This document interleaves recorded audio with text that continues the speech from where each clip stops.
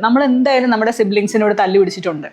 വളരെ ഫിസിക്കൽ ഫൈറ്റും കാര്യങ്ങളും 5 മിനിറ്റ് കഴിയുമ്പോൾ നമ്മൾ മറന്നുപോകും. ഇതിന്റെ ലെവല് ശരിക്കും ചിലതൊക്കെ എന്ന് പറഞ്ഞാൽ വളരെ രൂക്ഷമായ കോൺഫ്ലിക്റ്റിലേക്കും ശാരീരികമായിട്ടുള്ള അബ്യൂസിലേക്കും ഒക്കെ പോകുമ്പോൾ നമ്മൾ ഇടപെടേണ്ടതുണ്ട്. കാരണം ചില കുട്ടികൾ പറയാറുണ്ട്, ഞാൻ പോയി ചത്തോളാം, എന്നെ ഒന്നിനും കൊള്ളില്ല, എന്നെ ആർക്കും ഇവിടെ വേണ്ട. എന്തുകൊണ്ടാണ് കുഞ്ഞിന് ശരിക്കും അത് തോന്നിയത് നമ്മൾ മനസ്സിലാക്കുക തന്നെ വേണം. ഈ എന്റെ വീട് അപ്പൂന്റെയും മൂവീസ് ഒക്കെ പോലെ ഓവർ പരിഗണന കിട്ടുന്നില്ല എന്നുള്ളൊരു തോന്നൽ ആ മൂത്ത കുട്ടിക്ക് ഉണ്ടാവുന്നു. അപ്പൊ അപകടകരമായിട്ടുള്ള രീതിയിൽ പെരുമാറുന്നു. അങ്ങനത്തെ സെറ്റിങ്സ് നമുക്ക് കിട്ടുന്നുണ്ട്. ഒരു 3 മിനിറ്റ് സമയം ഒരു റൂള് വെക്കുക, 3-3-3.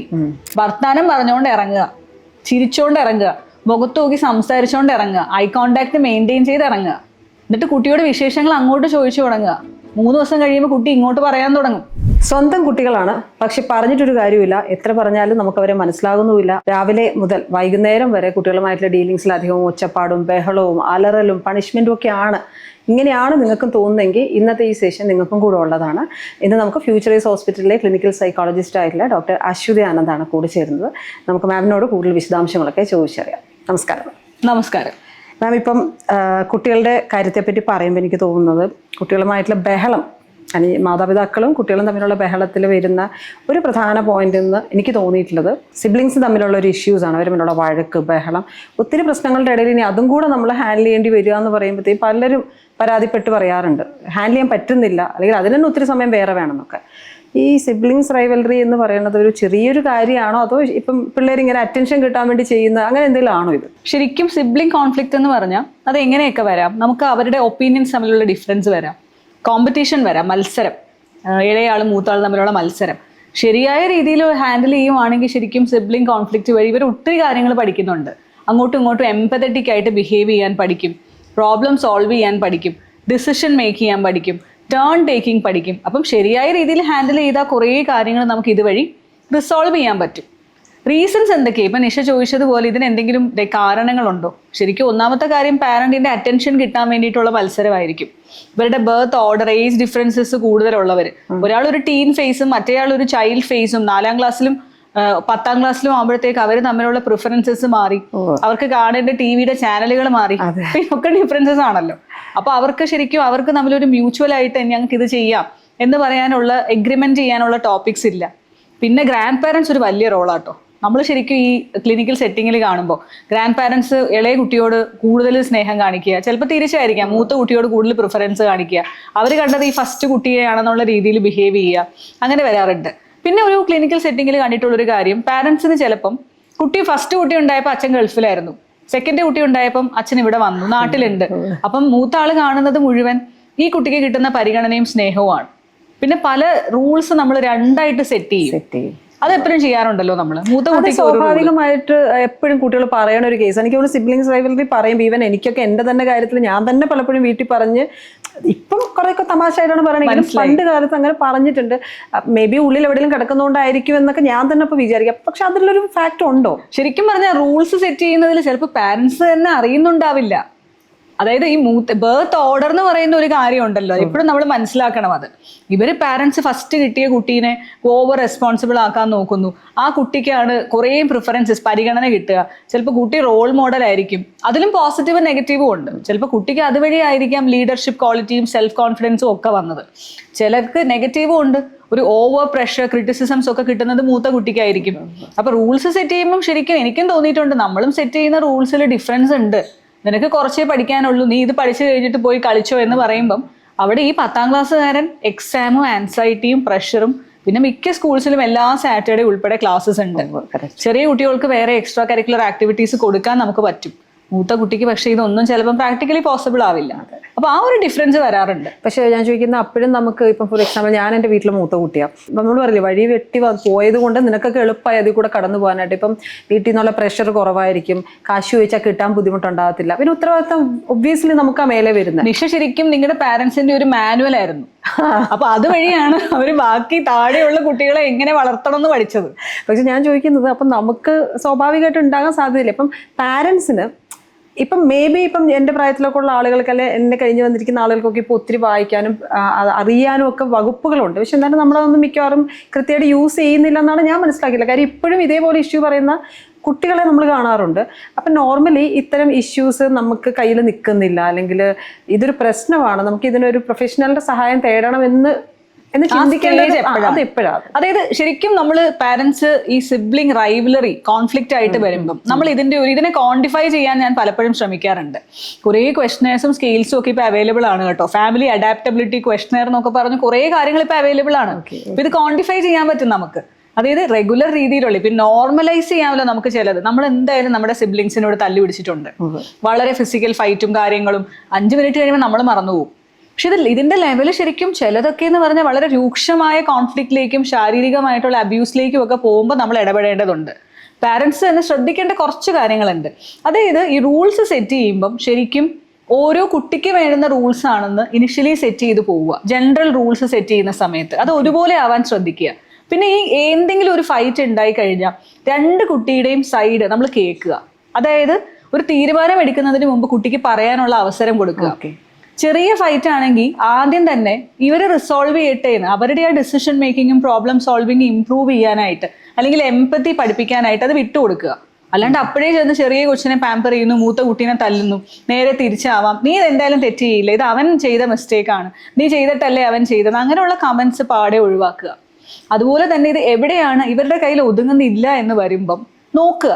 കാരണം കുട്ടിക്ക് എങ്ങനെ അത് കുട്ടീനെ എഫക്ട് ചെയ്യുന്നു, കുട്ടി എന്തുകൊണ്ട് ഇത്ര അഗ്രസീവായി ബിഹേവ് ചെയ്യുന്നു, കുട്ടി ഇമോഷണലി ഇത്രയും ആ കുട്ടിയുടെ ആൻസൈറ്റിയും സങ്കടവും ഒക്കെ ചിലപ്പോൾ കരച്ചിലായിട്ടായിരിക്കാം പുറത്ത് വരുന്നത്, മറ്റേ കുട്ടി കാണിക്കുന്നത് ദേഷ്യമായിട്ടും.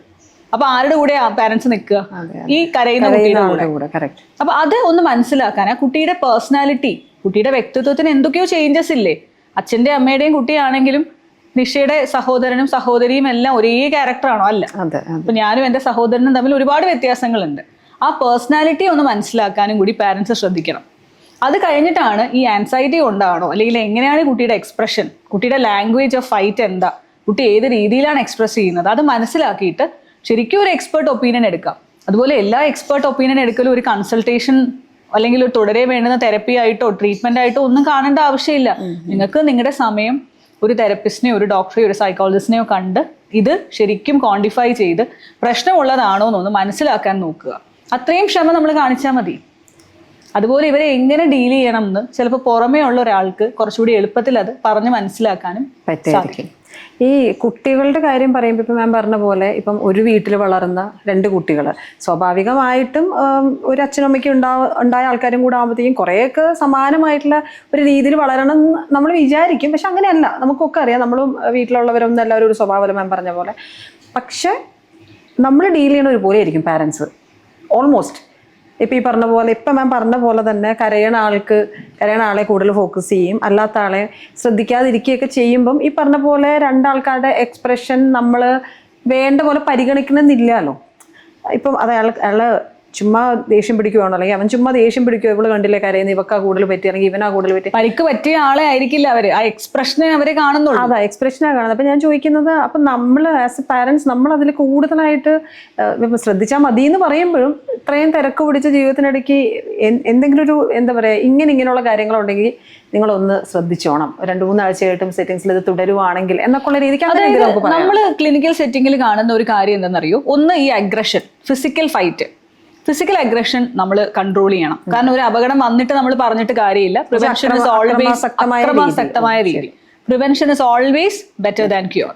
പിന്നെ സിബ്ലിംഗ് റൈവലറിയിൽ നമ്മൾ എപ്പോഴും പാരന്റ്സിനോട് പറയാറുണ്ട്, നമ്മളത് കോട്ട് ചെയ്യുന്നത് ശരിയാണോ എന്ന് എനിക്കറിയില്ല, ഈ എൻ്റെ വീട് അപ്പൂന്റെയും മൂവീസ് ഒക്കെ പോലെ ഓവർ പരിഗണന കിട്ടുന്നില്ല എന്നുള്ളൊരു തോന്നൽ ആ മൂത്ത കുട്ടിക്ക് ഉണ്ടാവുന്നു. അപ്പൊ അപകടകരമായിട്ടുള്ള രീതിയിൽ പെരുമാറുന്നു. അങ്ങനത്തെ സെറ്റിങ്സ് നമുക്ക് കിട്ടുന്നുണ്ട്.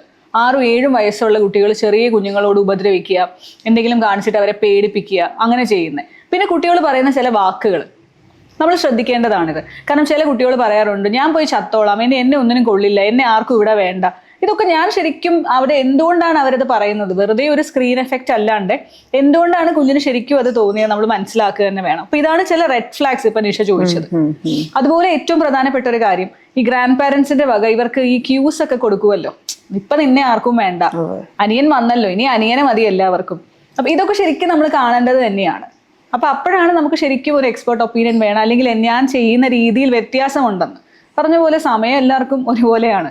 കുട്ടികളുടെ കൂടെ സ്പെൻഡ് ചെയ്യുന്ന സമയത്ത് ഓരോ കുട്ടിക്ക്, ഇപ്പം 3 കുട്ടികളുണ്ടെങ്കിൽ ഒരു കുട്ടിക്ക് ഒരു 10 മിനിറ്റ് ആ കുട്ടി കളർ ചെയ്യുമ്പോഴോ പഠിക്കുമ്പോഴോ ആ കുട്ടിയുടെ അടുത്ത് ചെന്നിരുന്ന് വർത്താനം പറഞ്ഞാൽ എല്ലാ ദിവസവും വേണം എന്നല്ല. അപ്പൊ നമുക്ക് മനസ്സിലാവും കുഞ്ഞിനെ ശരിക്കും. മറ്റേ നമ്മൾ ക്വാളിറ്റി ടൈം എന്ന് പറയുന്ന ഒരു സാധനം അല്ലെ, 10 മിനിറ്റ് ഇരിക്കുന്നുള്ളെങ്കിൽ ആ 10 മിനിറ്റും ഫിസിക്കലി ആൻഡ് മെന്റലി ആ കുട്ടിയുടെ കൂടെ ഒരു കുട്ടിയുടെ കൂടെ ഈ സമയം സ്പെൻഡ് ചെയ്യാനായിട്ട് നമ്മൾ ഈ പാരന്റ്സ് നമ്മളോട് ചോദിക്കും. അപ്പൊ നമ്മളടുത്ത് ചോദിക്കാറുണ്ട് അങ്ങനെ ഇന്ന സമയം ഉണ്ടോ എന്ന് ചോദിക്കാറുണ്ട്. അപ്പൊ നമ്മൾ പറയാറുണ്ട് ഒരു 3 മിനിറ്റ് സമയം, ഒരു റൂള് വെക്കുക, 3-3-3. അപ്പൊ ആദ്യത്തെ 3 മിനിറ്റ് എന്ന് പറയുന്നത് കുട്ടി എഴുന്നേറ്റ് വരുന്ന സമയമാണ്. ഒച്ചപ്പാടും ബഹളവും ഒന്നും അധികം ഇല്ലാതെ ഈ ഒരു സമാധാനപരമായിട്ട് സ്കൂളിൽ വിടാനുള്ള ഒരു 3 മിനിറ്റ്. അത് ആ ഒച്ചപ്പാടും ബഹളവും ഇല്ലാതിരിക്കാൻ നാളെ തൊട്ട് ചിലപ്പോൾ പറ്റിയെന്ന് വരത്തില്ല. ആ 3 മിനിറ്റ് ഒന്ന് ശ്രമിക്കുക തന്നെ വേണം. അതായത് കുട്ടിക്ക് വേണ്ടുന്ന ടാസ്ക്, ഇൻഡിപെൻഡൻ്റ് ആയിട്ട് ചെയ്യാനുള്ള ടാസ്ക്, അതിൽ ക്ലിയർ കട്ട് ഐഡിയാസ് കൊടുക്കുക. ഇനി അടുത്ത 3 മിനിറ്റ് എന്ന് പറയുന്നത് കുട്ടി ഉറങ്ങുന്നതിന് മുമ്പുള്ള സമയം. അതും ഈ പറഞ്ഞതുപോലെ സ്ക്രീനൊക്കെ മാറ്റി വെച്ച് അധികം ഒച്ചപ്പാടും ബഹളവും ഒന്നും ഇല്ലാണ്ട് കുട്ടി സമാധാനപരമായിട്ട് ഉറങ്ങാൻ. അടുത്ത 3 മിനിറ്റ് നമുക്ക് എല്ലാവർക്കും ഇമ്പോസിബിൾ ആയിട്ടുള്ളൊരു 3 മിനിറ്റ് ആണ്. കുട്ടി വരുമ്പോൾ വീട്ടിൽ പ്രസന്റ് ആവുക എന്ന് പറയുന്ന 3 മിനിറ്റ് നമുക്ക് പറ്റില്ല. അപ്പൊ ഞാനതിനെ റിവേഴ്സ് ചെയ്തിരിക്കുന്ന രീതി എന്ന് പറഞ്ഞാൽ നമ്മൾ കുട്ടിയെ ജോയിൻ ചെയ്യുന്ന 3 മിനിറ്റ്. അപ്പൊ ഒരു 3 മിനിറ്റ് മതി. നമ്മൾ കാറിൽ നിന്ന് ഇറങ്ങി കീ വെക്കുന്ന സമയത്ത് വർത്താനം പറഞ്ഞുകൊണ്ട് ഇറങ്ങുക, ചിരിച്ചോണ്ട് ഇറങ്ങുക, മുഖത്ത് നോക്കി സംസാരിച്ചുകൊണ്ട് ഇറങ്ങുക, ഐ കോണ്ടാക്ട് മെയിൻറ്റെയിൻ ചെയ്ത് ഇറങ്ങുക. എന്നിട്ട് കുട്ടിയോട് വിശേഷങ്ങൾ അങ്ങോട്ട് ചോദിച്ചു തുടങ്ങുക. 3 ദിവസം കഴിയുമ്പോൾ കുട്ടി ഇങ്ങോട്ട് പറയാൻ തുടങ്ങും. That can make A difference. അതൊരു ക്വാളിറ്റി ടൈമാണ്. പക്ഷേ ഈ ആദ്യത്തെ 3 മിനിറ്റ് പറയുമ്പോൾ ഇപ്പം ഞാൻ എൻ്റെ ഒരു അനുഭവത്തിൽ നിന്നൊക്കെ പറയുകയാണെങ്കിൽ, അല്ലെങ്കിൽ എൻ്റെ സമാന പ്രായക്കാരുടെ ഒക്കെ പറയുകയാണെങ്കിൽ, നമ്മളിപ്പം പിള്ളേരെ വിളിച്ച് തുടങ്ങുക എന്ന് പറഞ്ഞാൽ വിളിച്ച ഉടനെ എഴുന്നേക്കുന്ന കുട്ടികളല്ല മിക്ക ഇടങ്ങളും. കാര്യം നിങ്ങളൊക്കെ രാത്രി ലേറ്റ് ആയിട്ട് കിടന്ന് ഉറങ്ങുന്ന പിള്ളേരാണ്. അപ്പൊ ഞാൻ പറഞ്ഞ രാത്രിത്തെ 3 മിനിറ്റ് ആ 3 മിനിറ്റ് ഓർത്താൽ മതി എന്നുള്ളത്.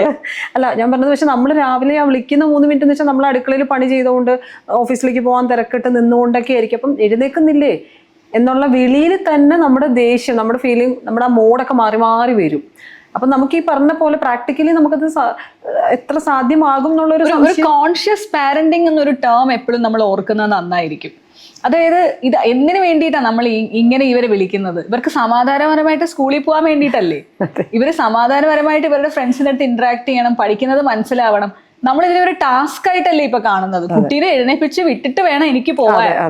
അപ്പൊ അങ്ങനെ കാണുമ്പോഴാണ് അതിന് പ്രോബ്ലം വരുന്നത്. ഒരു കോൺഷ്യസ് പാരന്റിങ് ആയിട്ട് കണ്ട് ഇത് ചെയ്യേണ്ട കാര്യമാണ്. കുട്ടി ഇത് പതുക്കെ ഒരു 5 ദിവസം ഞാൻ ശ്രമിച്ചാൽ 6ാമത്തെ ദിവസം കുട്ടി ചെയ്യും. നമ്മൾ പല പാരന്റ്സിനോടും പറയുമ്പോൾ അവർ നമ്മളോട് പറയാറുണ്ട്, നമ്മളിത് എങ്ങനെ ഉണ്ടെന്ന് പറയൂ. ആദ്യത്തെ ദിവസം നോക്കൂ, 2ാമത്തെ ദിവസം നോക്കൂ, 3ാമത്തെ ദിവസം നോക്കൂ, എങ്ങനെയാണ് കുഞ്ഞ്. അതുപോലെ ക്യാച്ച് ദം വെരി യങ്. അല്ലാണ്ട് 15 വയസ്സുള്ള കുട്ടിയിൽ ചെന്നിട്ട് ഇന്ന് മുതൽ രാവിലെ എഴുന്നേറ്റിരുന്ന് പഠിക്കണം, ഇന്ന് മുതൽ ഞാൻ 3 മിനിറ്റ് നിന്നോട് നേരെ ബിഹേവ് ചെയ്യാൻ പോവുക, നടക്കില്ല. ശീലങ്ങൾ ക്യാച്ച് ദം യങ്, അതാണ് ഏറ്റവും പ്രധാനം. ഈ സ്ക്രീൻ ടൈമിന്റെ കാര്യം ഇപ്പം മാം പറഞ്ഞപ്പം, സ്ക്രീൻ ടൈം ഒന്നും നമുക്കിപ്പോൾ ആരുടെ ലൈഫിൽ നിന്ന് ഒഴിവാക്കാൻ പറ്റില്ല. കുട്ടികളുടെ കാര്യത്തിലും അത് അങ്ങനെ തന്നെ നിൽക്കുന്നുണ്ട്. അത് നമുക്കതിലൊന്നും പറഞ്ഞിട്ട് കാര്യമില്ല. പക്ഷേ ഈ ഐ കോണ്ടാക്ട് എന്ന് പറയുന്ന കാര്യമൊക്കെ നമുക്ക് ഇപ്പം മാം പറയുമ്പോൾ ഞാൻ ആലോചിക്കുകയാണ്, നമുക്ക് എത്ര ഐ കോണ്ടാക്ട് കിട്ടുന്നുണ്ടെന്നൊക്കെ ഞാൻ ചിന്തിക്കുമ്പോൾ വളരെ കുറവാണ്.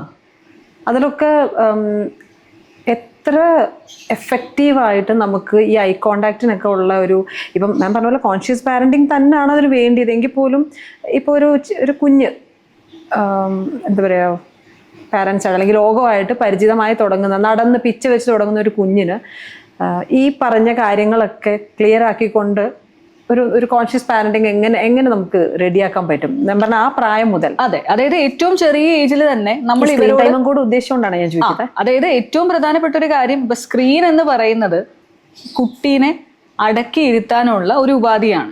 നമ്മളിപ്പോൾ ഒരു ഹോസ്പിറ്റൽ സെറ്റിങ്ങിൽ പോയാലും, ഒരു സോഷ്യൽ ഗ്യാതറിങ്ങിൽ പോയാലും, ചർച്ചിൽ പോയാലും, പള്ളിയിൽ ഒരു പ്രോഗ്രാമിന് പോയാലും, എവിടെ പോയാലും, അപ്പം ഇത് ആ സമയത്തേക്ക് വേണ്ടിയിട്ട്, അതായത് സ്ക്രീൻ ടൈം എന്ന് പറയുന്ന ഒരു കാര്യം, അത്രയും നേരം അവർ അടങ്ങിയിരുന്നോളും. ചില സമയത്ത് ഞാനിപ്പോൾ ചില പാരൻസിനോട് പറയാറുണ്ട്, ആ കുറച്ച് സമയത്തേക്ക് നിങ്ങൾ കൊടുത്തു, ശരി, അത് കഴിഞ്ഞിട്ട് വന്ന് വീട്ടിൽ വരുന്ന സമയത്തും ഇവരുടെ കൂടെ ടൈം സ്പെൻഡ് ചെയ്യാൻ, അതായത് ഇവരുടെ കൂടെ അവർക്ക് ഫിസിക്കലി ഇരുന്നുകൊണ്ട് അത് പതുക്കെ ട്രെയിൻ ചെയ്തെടുക്കാവുന്ന കാര്യമാണ്. എങ്ങനെ അതിൻ്റെ ഒരു ബിഗിനിങ് എന്ന് പറയുന്നത്, 2 വയസ്സുള്ള കുഞ്ഞാണെങ്കിൽ കുഞ്ഞിനോടൊപ്പം ഇരുന്ന് ഭക്ഷണം കഴിക്കാൻ. അതായത് കുഞ്ഞിൻ്റെ ഫീഡിങ് ടൈം എന്ന് പറയുന്നത് കുഞ്ഞു ഫോണിൽ നോക്കുന്നു, അമ്മയും ഫോണിൽ നോക്കുന്നു, ഭക്ഷണം കൊടുക്കാതെ. അതാണ് ഒരു സ്ട്രാറ്റജി നമ്മൾ പലർക്കും പറയുന്നത്. നിങ്ങൾ ആ കുട്ടീനെ ഒരു ബേബി സീറ്റിൽ ഇരുത്തി നിങ്ങളുടെ ഒപ്പം ഇരുത്തി ഭക്ഷണം കൊടുക്കും. കുട്ടി അത് കുറച്ചൊക്കെ സ്പോയിൽ ചെയ്യട്ടെ. അപ്പൊ എവിടെയും ഏറ്റവും പ്രധാനം, നേരത്തെ പറഞ്ഞതുപോലെ, ഈ ജോലി, ഈ ടാസ്ക് കഴിഞ്ഞിട്ട് വേണം അടുത്ത ടാസ്കിലേക്ക് പോകാനെന്ന് എടുത്താൽ അത് ഒരിക്കലും കോൺഷ്യസ് പാരന്റിങ് അല്ല. കോൺഷ്യസ് പാരന്റിങ് വേണം. ശരിക്കും കുട്ടിക്ക് സ്റ്റിമുലേഷൻസ് ആവശ്യമാണ്. കുട്ടിക്ക് നിങ്ങൾ ലൈക്ക് കുട്ടി ജനിച്ച് വീഴുന്ന സമയം മുതൽ കിലുക്ക് കാണിക്കുന്നതും കുട്ടിക്ക് സൗണ്ട് ട്രാക്ക് ചെയ്യാനായിട്ട് നമ്മൾ തട്ടി നോക്കുന്നതും കുഞ്ഞിനെ നമ്മൾ കൊഞ്ചിക്കുന്നതും കുട്ടിക്ക് ടാക്ടൈൽ ആയിട്ടുള്ള സെൻസേഷൻസ് കൊടുക്കുന്നതും എല്ലാം കുട്ടിക്ക് നമ്മൾ കൊടുക്കുന്ന സ്റ്റിമുലേഷൻസ് ആണ്. അത് കുട്ടിക്ക് വേണം. കുട്ടി വളർച്ചയുടെ ഓരോ ഘട്ടത്തിലും കുട്ടി അവിടെയും ഇവിടെയും നോക്കും, ഓരോ ഇമ്പൾസസ് കാണും, കാക്കേനെ കാണും, ലൈക്ക് അറ്റ്മോസ്ഫിയർ കാണും, ആകാശം കാണും, ഒക്കെ ചെയ്യുന്നത് കുട്ടിക്ക് സ്റ്റിമുലേഷൻ ആണ്. കുട്ടി അറിയും പഠിക്കുകയും ചെയ്യുവാണ്.